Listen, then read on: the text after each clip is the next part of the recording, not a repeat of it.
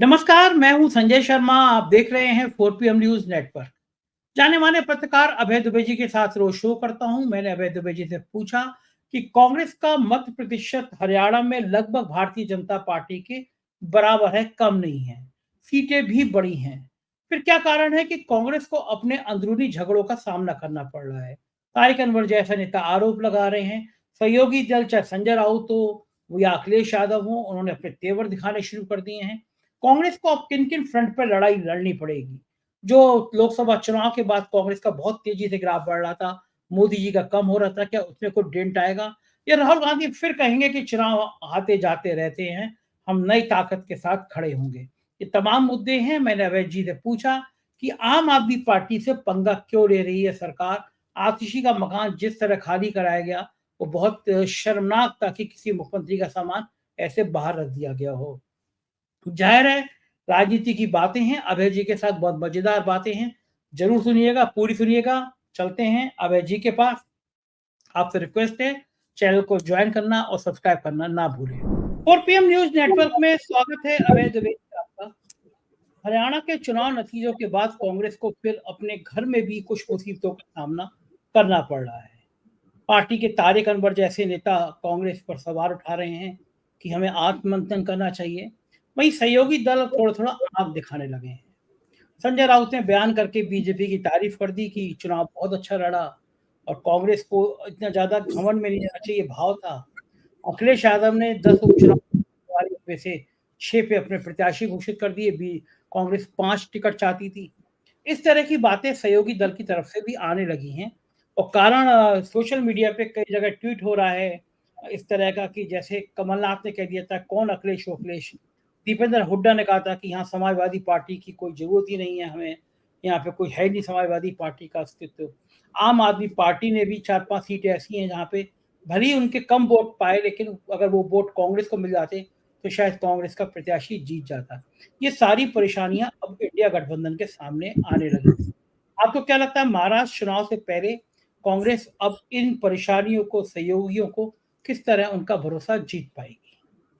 देखिए, जब आप एक जीता जिताया चुनाव हारते हैं, जिस चुनाव में आपका भी प्रचार हो, आपके समर्थकों का भी प्रचार हो, जो निष्पक्ष लोग हैं वो भी कह रहे थे कि आपको चुनाव जीतना चाहिए, लेकिन आप उस चुनाव को न केवल हारते हैं बल्कि खासे बुरी तरीके से हार जाते हैं। उस वक्त आपको परेशानियां तो होंगी ही।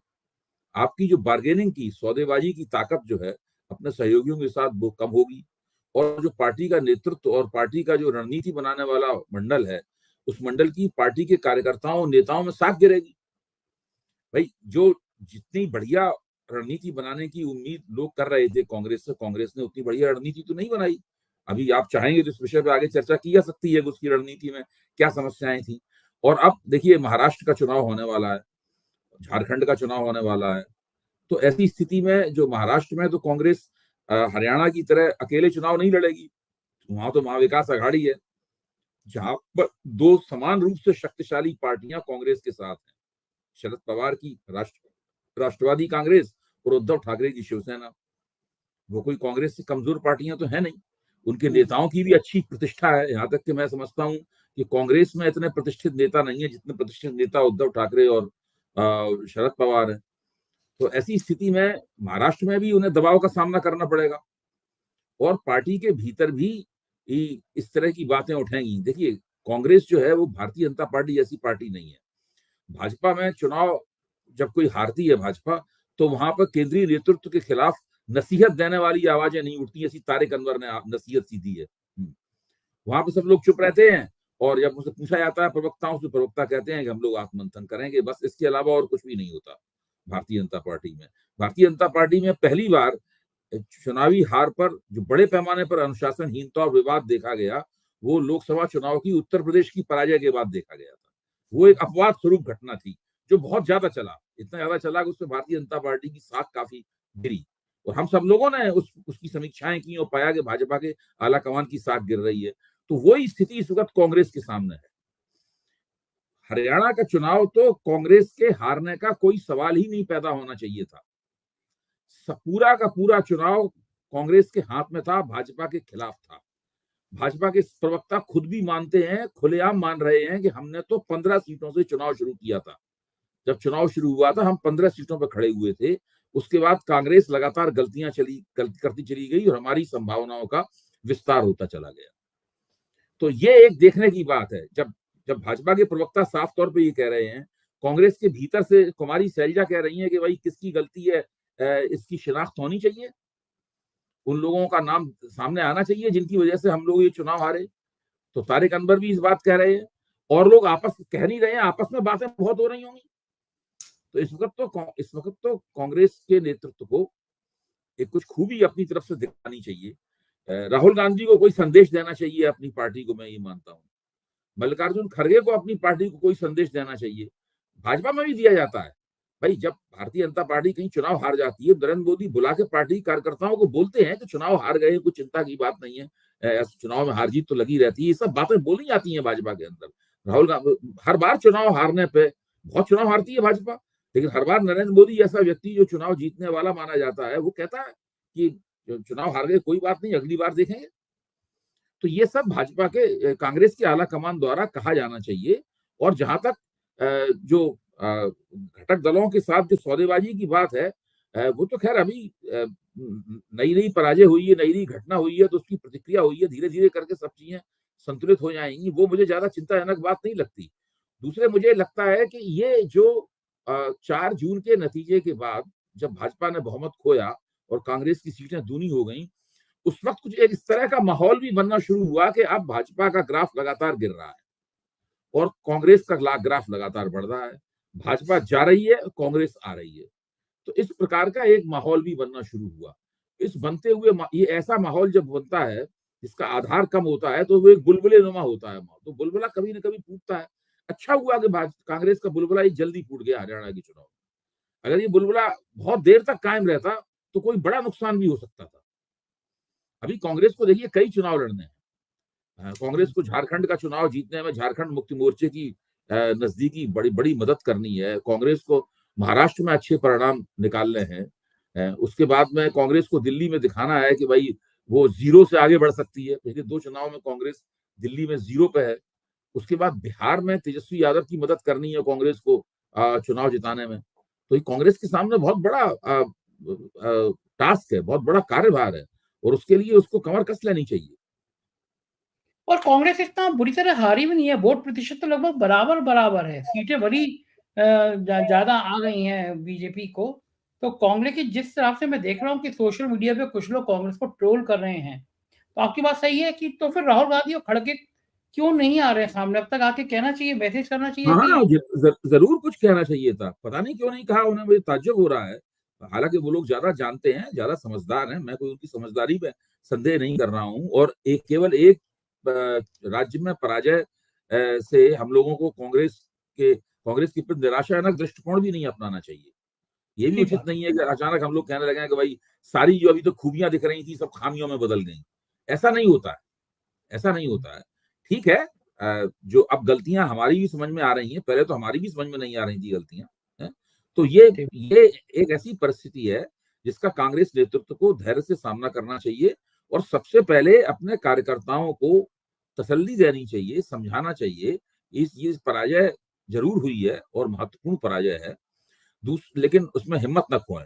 दूसरी बात यह है कि जहां तक वोट प्रतिशत का सवाल है, भारत के चुनावी राजनीति में वोट प्रतिशत महत्वपूर्ण नहीं होता है। आमतौर पर जब पार्टियां चुनाव हारती हैं तो वोट प्रतिशत का सहारा लेती हैं कि हमें वोट तो इतने मिले हैं। वोट प्रतिशत कई तरीके से ज्यादा दिखता भी है।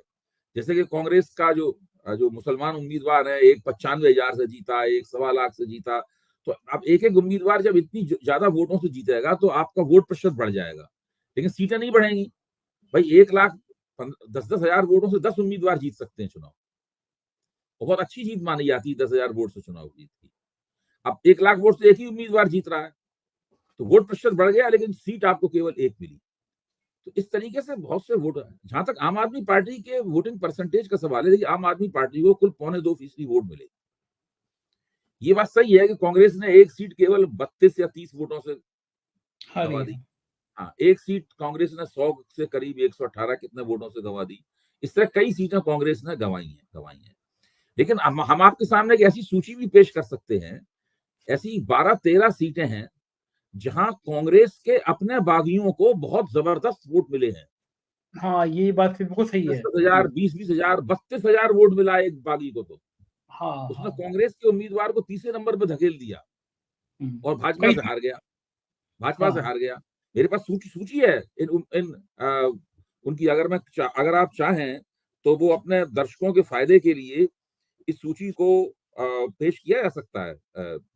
आप एक मुश्किल से हाँ। मुझे 1 सेकंड दीजिए।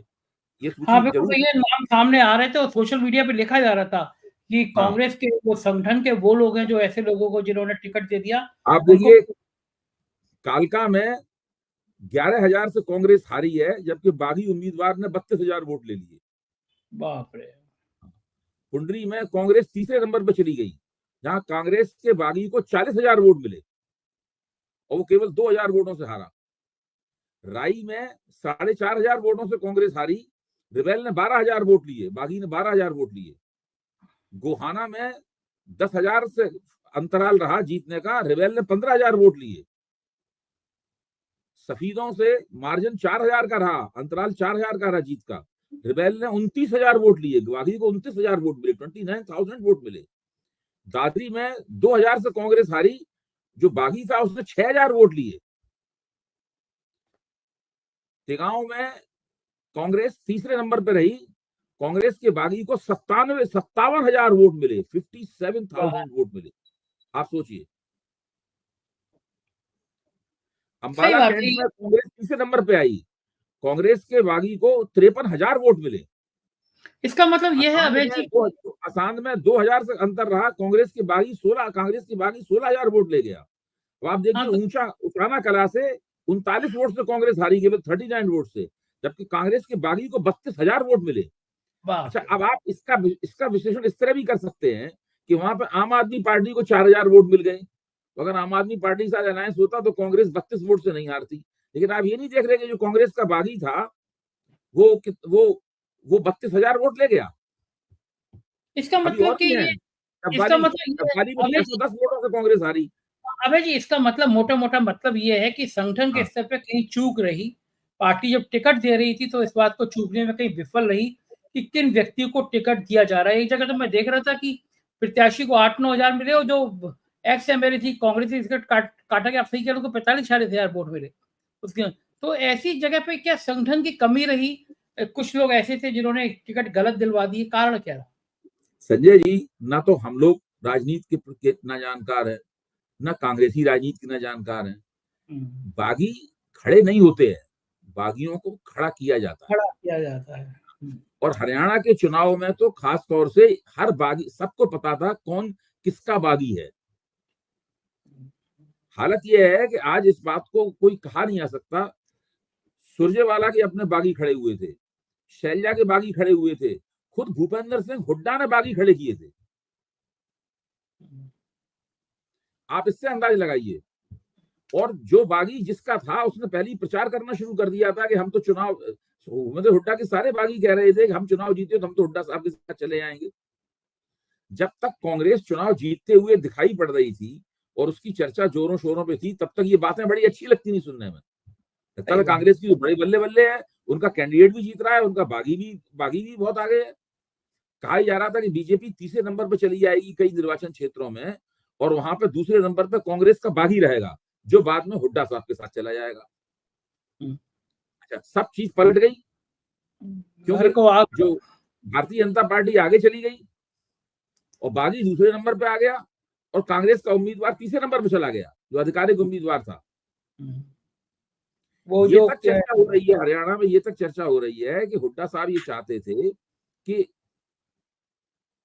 बहुमत तो मिले लेकिन ज्यादा ना मिले बहुमत। जिससे दिल्ली का प्रेशर ना हो। हाँ, ताकि ताकि उनको मुख्यमंत्री बनने में कोई दिक्कत पैदा ना हो। उनको उनको आला कमान पे पूरा भरोसा नहीं था कि बहुत ज्यादा अगर बहुमत मिल गया तो आला कमान फिर अपनी चलाएगा। जो राजस्थान में जो चर्चा थी, ज़्यादा हाँ, बहुमत। जो हथकंडे वहां अपनाए जाते थे। तो हाँ, वो मैं कहना ये मेरी देखिए, समझने वाली बात यह है कि कुल 90 सीटें थी। 90 सीटों में एक सीट आपने कम्युनिस्ट पार्टी को दे दी। अब बाकी बची 89 सीटें। 89 सीटों में 72 टिकट आ, इनके इन, इनके इनके नाम चले गए। हुड्डा साहब के नाम चले गए। अब बचे कितने? 17 सही ही बात। टिकट तो बचे, 17 टिकट बचे। 17 टिकट में सुना ही जाता है कि 7 टिकट शैलजा के थे, 2-3 टिकट सुरजेवाला के थे, 10 टिकट इस तरह चले गए। अब कुल मिला के 60 टिकट बचे। तो ये ऐसी स्थिति जिस पार्टी को हो, उसमें स्पष्ट है कांग्रेस जनता के सामने, अपने मतदाताओं के सामने ये प्रस्ताव रख रही थी कि भूपेंद्र सिंह हुड्डा को मुख्यमंत्री बनाने के लिए वोट करें, बिना कहे हुए ये प्रस्ताव रख रही थी। ये एक ऐसा प्रस्ताव था जो कांग्रेस के अंदर भी रखा जाता तो वहां भी नहीं पारित हो पाता। हाँ, सही बात है। अब वो प्रस्ताव वहां भी नहीं पारित हो सकता था कांग्रेस के अंदर, जबकि वहां पर ये प्रस्ताव रखा जा रहा था। साथ में तर्क ये दिया जा रहा था कि अगर भूपेंद्र सिंह हुड्डा को बहुत पहले ही, मतलब 2019 में ही अगर पहले कमान दे दी जाती, ये जैसे इस बार दी गई है, तो वो तभी चुनाव जीत जाते। तो जबकि भाई आखिरकार केवल जाटों के दम पे तो आप चुनाव नहीं जीत सकते, ठीक बात है। जाट प्लस प्लस करना पड़ेगा ना आपको। तो प्लस प्लस कहां से आएगा? इसके लिए कोई रणनीति थी क्या?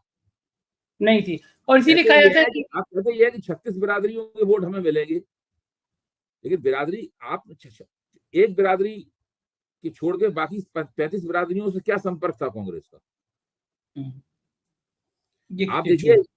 आप देखिए इनका जो अध्यक्ष, आज के अध्यक्ष थे उदय भान, वो दलित चेहरे है ना, वो खुद चुनाव हार गए, खुद ही अपना चुनाव हार गए वो। घर को आग लग गई घर के चिराग से। लेकिन ये बताइए, ये जो उद्धव ठाकरे गुट के संजय राउत बयान दे रहे हैं, अखिलेश यादव ने जो टिकट बिना पूछे डिक्लेयर कर दिए 6, ये जो सहयोगी दल है, इनके अब इनसे कांग्रेस किस रणनीति से निपटेगी? देखिए ये सब तो होता ही है गठजोड़ राजनीति के अंदर। गठजोड़ राजनीति के अंदर ये सब होता है और नेता लोग इनसे निपटने के तरीके जानते हैं। तो ऐसा इसमें कोई बहुत, मुझे नहीं लगता कांग्रेस बहुत ज्यादा इससे परेशान होगी।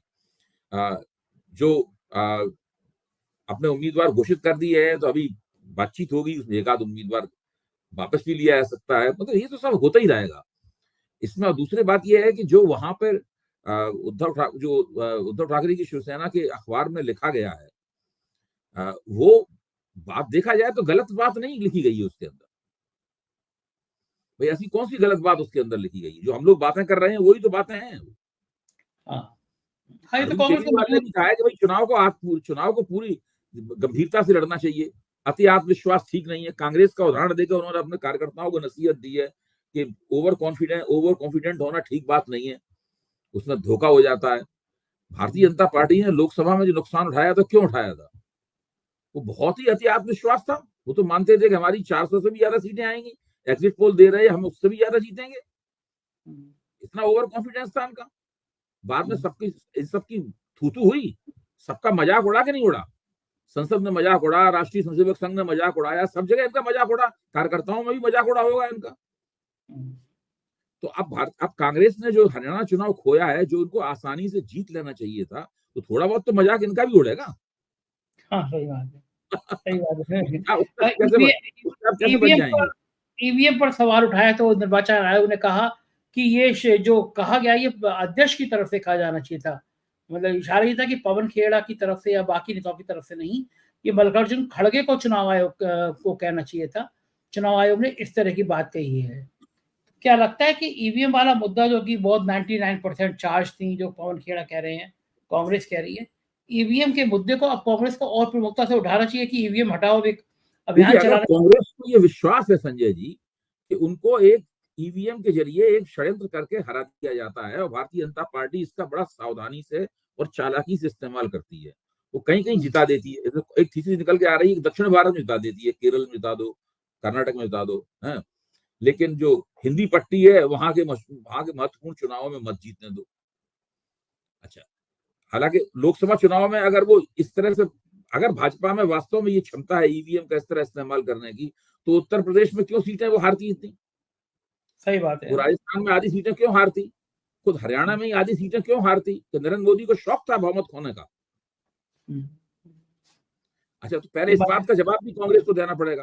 लेकिन फिर भी अगर कांग्रेस को विश्वास है कि भाई उनके खिलाफ साजिश करके होता है, तो तमाम अपने साथी विपक्षी दलों की बैठक बुला के उसे इसमें एक मत होना चाहिए, एक बिल्कुल स्पष्ट और दृढ़ रणनीति बनानी चाहिए कि हम राष्ट्रपति के पास जाएंगे, हम उपराष्ट्रपति के पास जाएंगे, हम चुनाव आयोग के पास जाएंगे, हम जनता के पास जाएंगे और हम साफ कहेंगे कि ईवीएम को खत्म करो वरना हम चुनाव नहीं लड़ेंगे अगला कोई।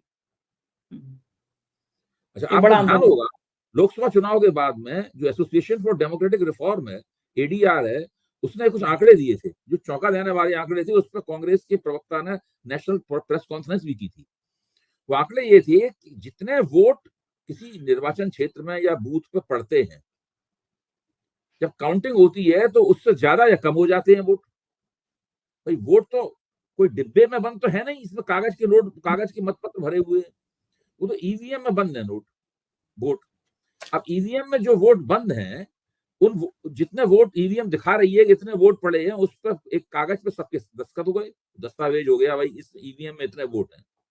उससे कम ज्यादा निकलने ही नहीं चाहिए वोट काउंटिंग के समय। ठीक बात है। अगर कम ज्यादा निकल रहे हैं, इसका मतलब है कि ईवीएम ठीक काम नहीं कर रही है। ये हैकिंग का मामला नहीं है, ये ठीक काम नहीं कर रही है ईवीएम। कहीं ज्यादा निकल रहे हैं तो किसी पार्टी को नाजायज फायदा हो रहा है, कम निकल रहे हैं तो किसी पार्टी को नाजायज नुकसान हो रहा है। जब ये आंकड़े आए तो कांग्रेस ने इसका संज्ञान लिया और एक प्रेस कॉन्फ्रेंस की। उस प्रेस कॉन्फ्रेंस के बाद में चुनाव आयोग ने उसको कोई जवाब नहीं दिया। कांग्रेस भी भूल गई उसको, विपक्ष भी सारा का सारा भूल गया उसको। आज तक इस बात का खंडन नहीं हुआ है। मेरे अलावा कोई कह नहीं रहा है, उस याद नहीं दिला रहा है इस बात को कोई। तो मैं कह रहा हूं कि भाई वो क्या था, सही बात है। आप भूल क्यों गए उसको। और वो सही बात है। कांग्रेस ने आरोप नहीं लगाया था, इतने बड़े रिसर्च ऑर्गेनाइजेशन ने, जो कि जिसने लोगों की चुनाव में धन और बल का जो बेजा इस्तेमाल होता है उसको लेके उसने कितनी बड़ी मुहिम चला रखी है। एडीआर ने बहुत बड़ा संगठन है, उसकी बड़ी साख है उस संगठन की। उसने आंकड़े निकाल के रखे थे कि इतने इतने निर्वाचन क्षेत्रों में फर्क पड़ा है चुनाव नतीजे के ऊपर। कांग्रेस को कुछ तो उसको आगे बढ़ाना चाहिए था। ठीक बात। हाँ, जब तक ये सब लोग नहीं करेंगे तब इस तरह के आरोप लगाने का कोई फायदा नहीं। जनता भी समझती है लोग गंभीर नहीं है इन आरोपों के प्रति, खुद ही लगाते हैं, खुद ही उसके प्रति गंभीर नहीं है। और क्या, एक बार क्या देखो ऐलान कर दे कि महाराष्ट्र का चुनाव है, झारखंड का चुनाव है, हमें ईवीएम से लड़ना ही नहीं है, एक बार बाइकआउट कर दे या एक बड़ा आंदोलन खड़ा बिल्कुल कर। बिल्कुल, ये तो इनकी हिम्मत ही नहीं है ईवीएम से लड़ने का, बिल्कुल मना करना है। बिल्कुल नहीं, इनकी हिम्मत नहीं है ऐसा कहने की, आज तक कह ही नहीं सकते। हालत ये है कि बहुत सारे एक्टिविस्ट इनके पास जाते हैं और कहते हैं कि हम चलिए सुप्रीम कोर्ट जा रहे हैं, आप इसमें याचिका में दस्तखत कीजिए। ये कांग्रेसी नेता याचिका में दस्तखत करने से इनकार कर देते हैं, कहते आप अपने स्तर पर डालिए याचिका। तो कहीं ना कहीं उसमें चिदम्बरम साहब हैं ऐसे कांग्रेस के अंदर, और दूसरे कई नेता इस तरह के हैं, वो ईवीएम वाली बात पे विश्वास नहीं करते। मैं भी नहीं करता विश्वास, तो मैं ऐसे नहीं कह रहा हूं। तो मेरा कहना है कि कांग्रेस या तो आप इस बात को लेकर बिल्कुल स्पष्ट हो जाए, और दूसरे ये है कि जब आप चुनाव आयोग से कोई सवाल पूछें तो आप जिद करें कि चुनाव आयोग उस सवाल का जवाब दे। फॉर्मेलिटी बना सवाल पूछा, चुनाव आयोग ने कोई परवाह नहीं की, आप अपने घर बैठ गए। एक बड़ा लड़ाई लड़नी चाहिए। आप जाइए ना, कुछ कीजिए, शोरगुल कीजिए, कुछ हंगामा कीजिए, चुनाव आयोग के आगे धरना दीजिए, प्रेस कॉन्फ्रेंस कई प्रेस कॉन्फ्रेंस कीजिए, कुछ अपने पत्रकारों के जरिए खबर निकलवाइए, कुछ कीजिए, प्रचार कीजिए, बहुत तरीके होते हैं। सोशल मीडिया पे मुहिम चलाइए और उसको भूलिए मत, उसको आप हरपते कहिए उस बात को, जब तक उस बात का संज्ञान न ले लिया जाए। बिल्कुल ठीक बात है। उधर उमर अब्दुल्ला ने पत्र लिखा है गवर्नर को कि ये जो 5 विधायक आप नामित कर रहे हैं ये ना करें, क्योंकि फिर इससे केंद्र के और राज्य के रिश्तों पे फर्क पड़ेगा, टकराव होगा। हम नहीं चाहते, हमें केंद्र के संग मिलकर काम करना है। अब वो मतलब अभी शपथ नहीं हुई है, लेकिन खींचतान शुरू हो गई 5 विधायकों को लेके। उमर अब्दुल्ला ने ये कहा है कि बीजेपी की सदस्यों को नामित ना करें, ये कहा है। हाँ, तो ये उमर अब्दुल्ला ने लड़ाई शुरू कर दी है ये कहते, और बिल्कुल ठीक किया है उन्होंने। उनको ये लंबी लड़ाई लड़नी है। मनोज सिन्हा साहब जरूर करेंगे बीजेपी के सदस्यों को नामित। उमर अब्दुल्ला ने कहा है इसके बाद तो और भी अदबदा के करेंगे। हाँ, तो अब वो ये लड़ाई उनको लंबी लड़नी होगी। मेरी कल्पना तो ये है, पता नहीं क्या होगा, कल्पना ये है कि जिस दिन ये इनकी सरकार शपथ ले उसी दिन प्रस्ताव पास कर देना चाहिए विधानसभा में कि हमें पूर्ण राज्य का दर्जा चाहिए, और बीजेपी को भी मजबूरी में प्रस्ताव को वोट देना पड़ेगा। बीजेपी तो उसके साथ है इस मांग के साथ। हाँ, और तुरंत लेके पूरे सारे विधानसभा के सारे विधायकों को लेकर दिल्ली रवाना हो जाना चाहिए,